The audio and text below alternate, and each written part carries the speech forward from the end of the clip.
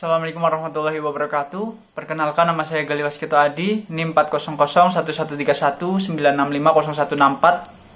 Saya dari program studi Manajemen dan Administrasi Logistik kelas C.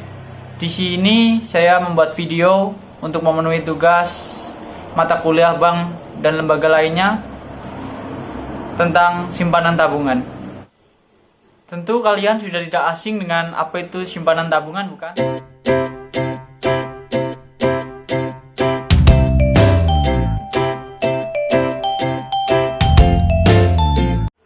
Ya, berikut ini saya akan menampilkan tentang pengertian simpanan tabungan itu sendiri.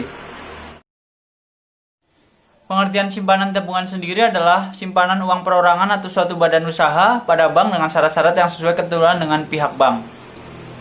Tabungan bisa ditarik kapanpun dan dimudahkan dengan adanya mesin untuk menarik uang di tiap-tiap tempat dan bisa ditarik dengan 24 jam dengan kartu plastik yang disebut ATM.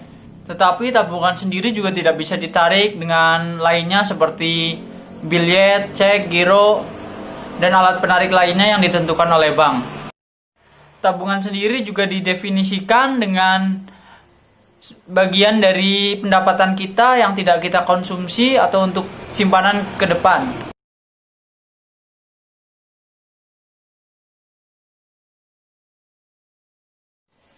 Ya, untuk selanjutnya saya akan membahas tentang jenis tabungan.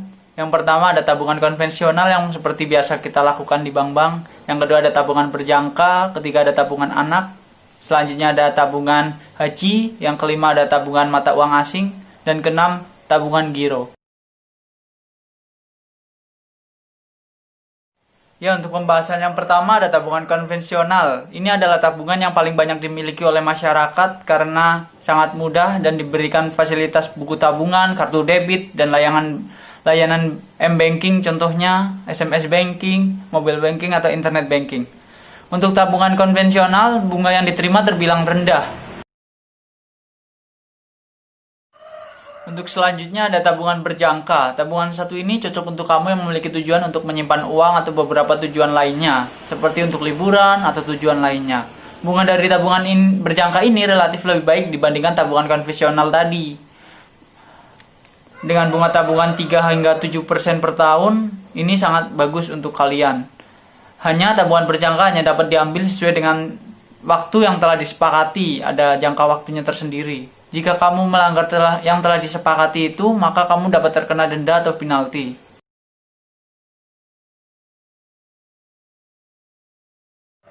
Yang selanjutnya ada tabungan anak. Ini cocok sekali untuk anak-anak yang baru belajar ingin menabung, dan tentunya ini tidak jauh berbeda dengan tabungan konvensional tadi. Hanya saja ini tujuannya itu ditujukan untuk anak-anak. Setoran awal tabungan ini juga relatif murah karena biasanya kisaran 5.000 hingga 20.000 saja sudah bisa membuat tabungan ini. Untuk selanjutnya ada nih tabungan haji, khusus untuk mereka-mereka yang ingin merencanakan untuk beberapa tahun ke depan untuk pergi haji. Sebenarnya ini tidak jauh berbeda dengan berjangka karena untuk ke depan sudah direncanakan dari awal, dan ini apabila sudah tercapai, dana dapat dicairkan dan digunakan untuk biaya keberangkatan haji itu sendiri. Untuk selanjutnya ada tabungan mata uang asing nih, cocok untuk kalian yang ingin merasakan berinvestasi mata uang asing. Ini memiliki keuntungan yang lebih dari tabungan-tabungan yang tadi karena nilai uang asing yang tentunya lebih tinggi dibanding dengan nilai rupiah, nilai tukarnya maksudnya. Dan di sini mata uang asing yang biasa digunakan yaitu dolar, euro, dan pound sterling, dan beberapa mata uang asing lainnya. Untuk tabungan mata uang asing sendiri, untuk setoran awalnya juga berbeda-beda variasi tiap-tiap banknya. Dan untuk warga Indonesia yang menggunakan mata uang rupiah tentunya harus menukarkan terlebih dahulu dengan mata uang asing yang diinginkan, seperti tadi yang sudah saya sebutkan, dolar, pound sterling, dan euro, dan beberapa mata uang lainnya tersebut.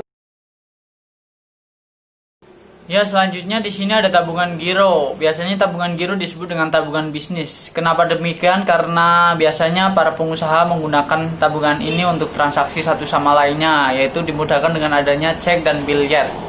Untuk pembukaan tabungan ini sendiri juga dengan nominal 2 hingga 3 jutaan saja. Jadi para pengusaha lebih memilih dengan menggunakan tabungan ini. Yang selanjutnya di sini ada keuntungan menabung di bank. Yang pertama dari segi keamanan. Keamanan di bank sendiri tentunya lebih aman daripada menabung di rumah. Dan uang nasabah dijamin aman karena disimpan dalam bank sehingga tidak rawan dicuri, dan sistem keamanan bank yang tentunya sudah sangat canggih membuat para orang-orang yakin dengan teknologi yang sudah digunakan bank, uangnya akan terjamin aman di sana. Yang kedua, keuntungan menabung di bank itu sendiri dari keuntungan tabungannya, karena dengan kita menabung tentunya akan mendapat bunga walaupun yang nominal bunganya itu bervariasi satu dengan lainnya, beda tabungan, beda bank itu akan berbeda bunganya, dan itu sudah ditentukan minimal bunganya oleh Bank Indonesia sendiri sebagai bank sentral di Indonesia. Dan pembagian bunga itu sendiri tentunya berdasarkan dengan ketentuan syariah.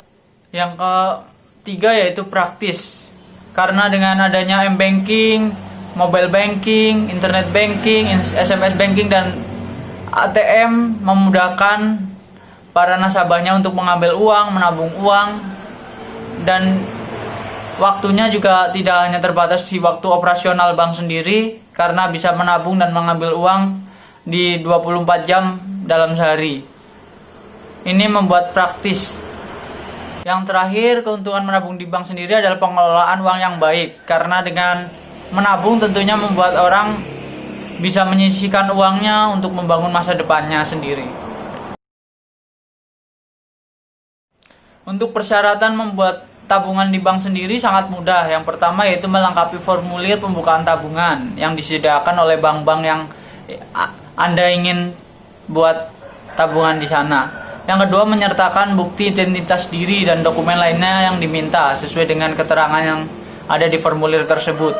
Yang ketiga, melakukan setoran awal sesuai jumlah minimal dari ketentuan bank yang tentunya berbeda satu dengan lainnya. Yang keempat, membayar biaya administrasi, misalnya untuk pembiayaan materai, dan yang diminta oleh bank tentunya akan berbeda dengan satu yang lainnya, tapi tidak terlalu mencolok berbedanya karena tentunya sudah diatur satu. Selanjutnya di sini saya akan membahas metode perhitungan bunga tabungan di dalam bank. Di dalam perhitungan bunga sendiri ada 3 metode yang digunakan, yaitu yang pertama metode saldo terendah, yang kedua metode saldo harian, yang ketiga metode saldo harian rata-rata. Yang pertama ada metode saldo terendah. Di sini metode saldo terendah tersendiri dengan rumus bunga sama dengan saldo terendah dikali suku bunga dikali hari dalam 1 bulan dibagi hari dalam 1 tahun. Ya, contohnya bisa dilihat di layar yang saya tampilkan. Ya, di sini metode saldo terendah. Saya sudah menampilkan tabel di sana dengan saldo terendahnya itu 500.000 dan suku bunga per tahunnya yaitu 3%. Jumlah hari dalam 1 bulan di bulan tersebut adalah 31 hari. Sehingga untuk bunganya sendiri yaitu 500.000 dikali 3% dikali 31 hari dibagi 365 hari. Menghasilkan bunga 1.274.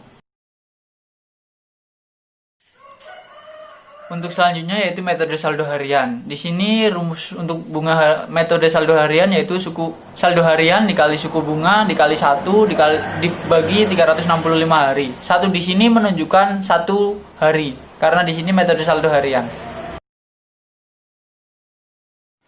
Jadi di metode ini maka dihitung dari bunga per harinya, yaitu bunga mulai dari tanggal 1 selanjutnya sampai dengan tanggal 31. Dan di total.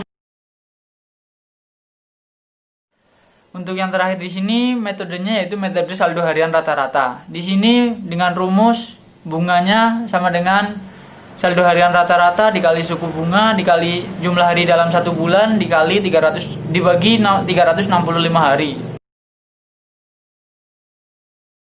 Ya, untuk perhitungannya sendiri bisa dilihat dari tabel dan jawaban yang sudah saya tampilkan di layar ini.